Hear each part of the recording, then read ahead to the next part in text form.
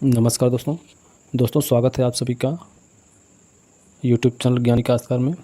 दोस्तों एक बार फिर लेकर आए हैं आपकी ज़मीन से जुड़े हुए बहुत ही महत्वपूर्ण टॉपिक खतौनी के विषय में। दोस्तों खतौनी तो आप नाम सुने होंगे, किंतु खतौनी को जब आप देखते हैं तो उसको समझ नहीं पाते हैं। उसमें कई चीज़ें ऐसी लिखी होती हैं जो आपको समझ नहीं आती हैं। तो इसी सब समस्याओं को देखते हुए यह जो है वीडियो बनाया जा रहा है, ताकि आपको आपकी खतौनी के संबंध में जो भी कन्फ्यूजन है उसको जो है दूर कर दिया जाए। देखिए खतौनी में देखिए फसली वर्ष लिखा हुआ है इसमें।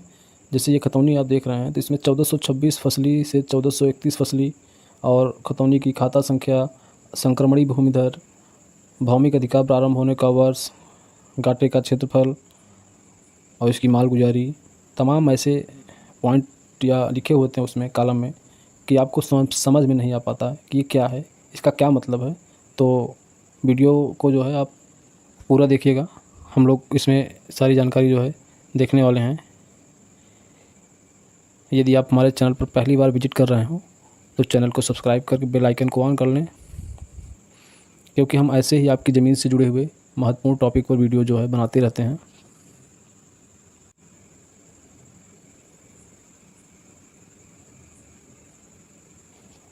दोस्तों खतौनी जो है, खतौनी को हम अधिकार अभिलेख भी कहते हैं। खतौनी खाता संख्यावार तैयार की जाती है।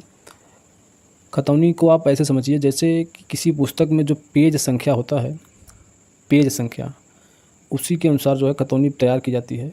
पेज संख्या जैसे होता है 1 2 3 4, वैसे ही खतौनी की खाता संख्या होता है 1 2 3 4, जो आगे ऐसे बढ़ता जाता है। खतौनी को आप देखना जानते होंगे, यदि ना जानते हो तो हम आपको बता दें कि खतौनी को आप भूलेख की वेबसाइट पर जाकर ऑनलाइन चेक कर सकते हैं।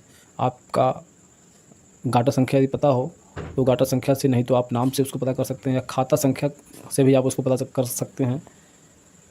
खतौनी दो प्रकार की जो आप देखते हैं, खतौनी दो प्रकार की होती है, प्रमाणित खतौनी और अप्रमाणित खतौनी। जैसे अभी आप मोबाइल पर चेक करेंगे तो वो अप्रमाणित खतौनी है, किंतु उसकी प्रमाणित प्रति प्राप्त करने के लिए आपको खतौनी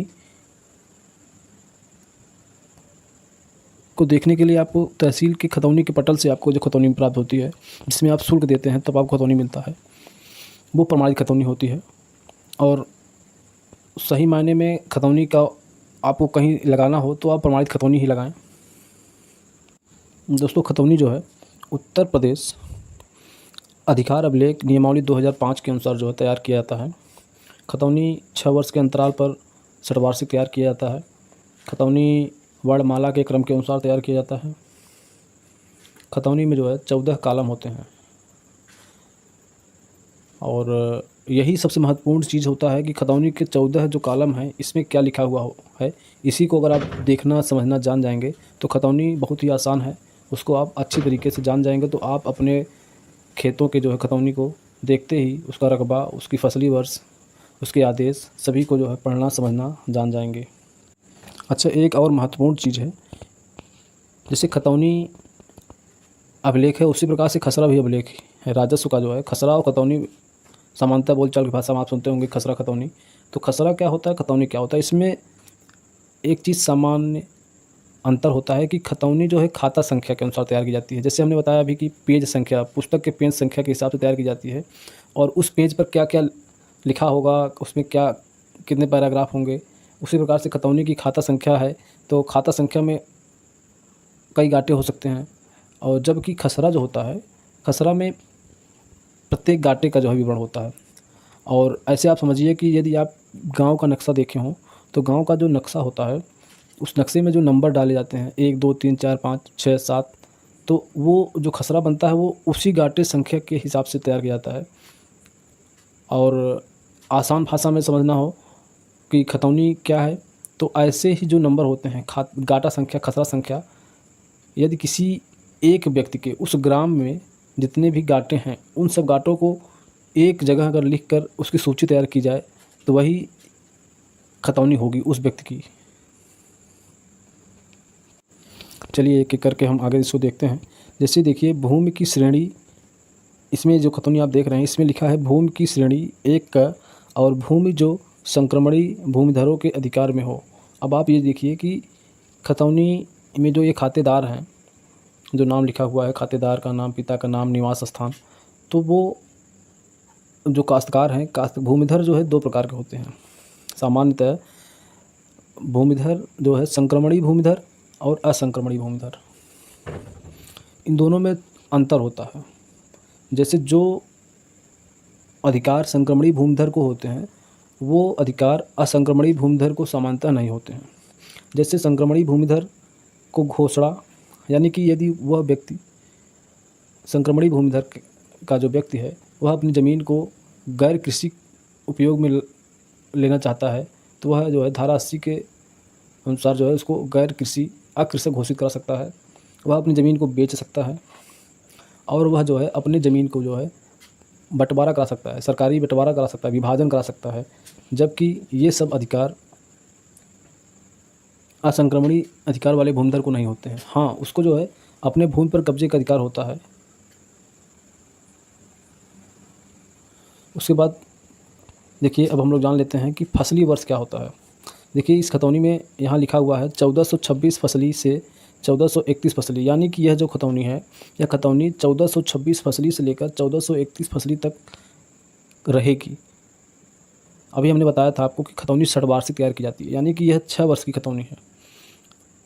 और इसमें देखिए एक और चीज़ है कि भौमिक अधिकार प्रारंभ होने का वर्ष 1426 फसली यहाँ लिखा हुआ है।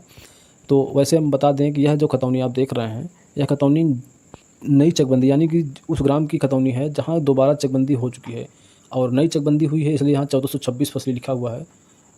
और जहाँ पुरानी चकबंदी यानी प्रथम बार की चकबंदी हुई है, उन सब खतौनी में आप देखेंगे तो 1370, 1372, 75 ऐसे 1378 ऐसा लिखा रहता है।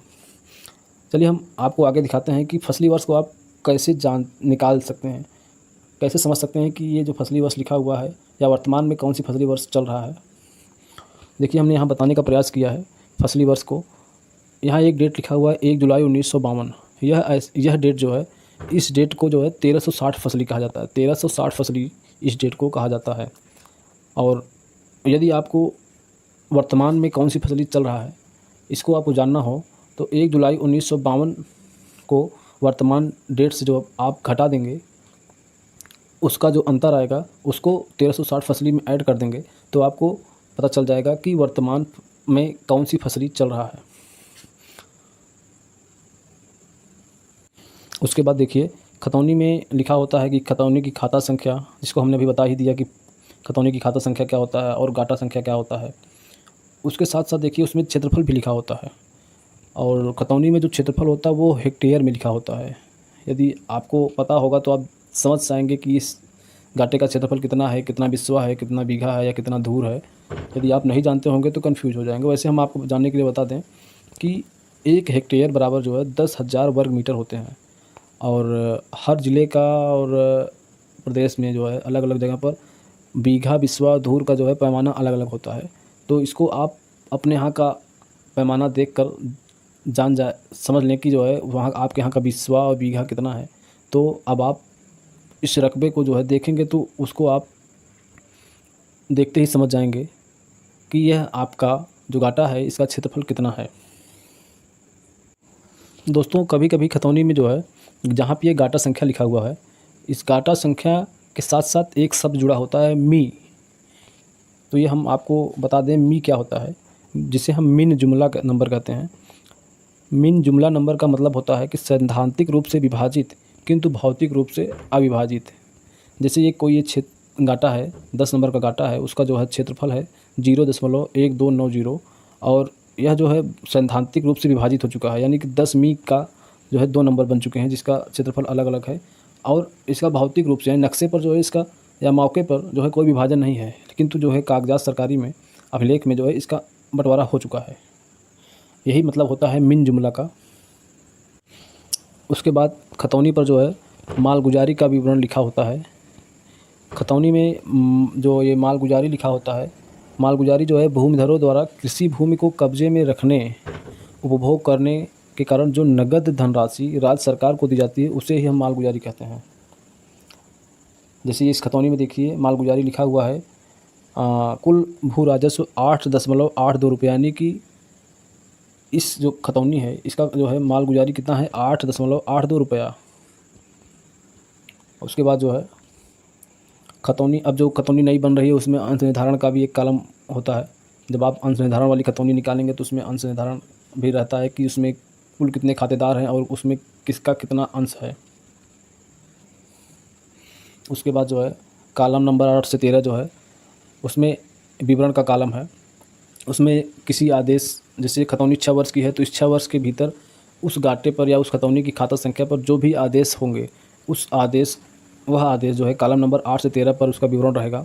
यदि कोई ज़मीन बेचता है तो उसका आदेश रहेगा, कोई व्यक्ति मृतक हो जाता है तो उसका आदेश उस पर अंकित होगा। यदि किसी खतौनी में कोई त्रुटि है और उसका संशोधन हुआ है तो उसका आदेश उस पर अंकित रहेगा। और भी जो ज़रूरी आदेश कोई उस खाता संख्या पे किसी मुकदमे का है वो भी उस पर अंकित रहेगा। और कॉलम नंबर संख्या जो 14 है वो टिप्पणी का कॉलम है। टिप्पणी के कॉलम में सामान्यतः जो है यदि कोई व्यक्ति अपने उस खाता संख्या या खतौनी पर जो है ऋण लेता है, कर्ज लेता है या उस कर्ज की जो है भरपाई कर देता है तो उसके संबंध में जो है खतौनी पर जो है टिप्पणी अंकित होता है। दोस्तों, हमने जो है खतौनी पर जो मुख्य चीज़ें थी लगभग हमने सारी बता दिया है आपको। अब आप अपनी खतौनी को जब देखेंगे तो देखकर सारी बातें आपको देखते ही समझ में आ जाएंगी कि खतौनी का यह खतौनी कौन सी फसली वर्ष की है, यह कब तक रहेगी और हम इस खाते में जो है इस खतौनी में हमारा अधिकार, भौमिक अधिकार कब से है, या हमारे इस घाटे का जो है क्षेत्रफल कितना है। और उस पर यदि कोई आदेश अंकित होगा तो आप आदेश को देखकर समझ जाएंगे क्या क्या आदेश है। तमाम चीज़ें हमने जो है बताई है आपको। अब आपको खतौनी के संबंध में कोई समस्या नहीं होगा। यदि आपको वीडियो अच्छा लगा हो तो वीडियो को लाइक कर लें और हमारे चैनल को सब्सक्राइब करके बेल आइकन को ऑन कर लें, जिससे कि हमारी आने वाली और वीडियोज़ की नोटिफिकेशन आपको मिलता रहे। धन्यवाद।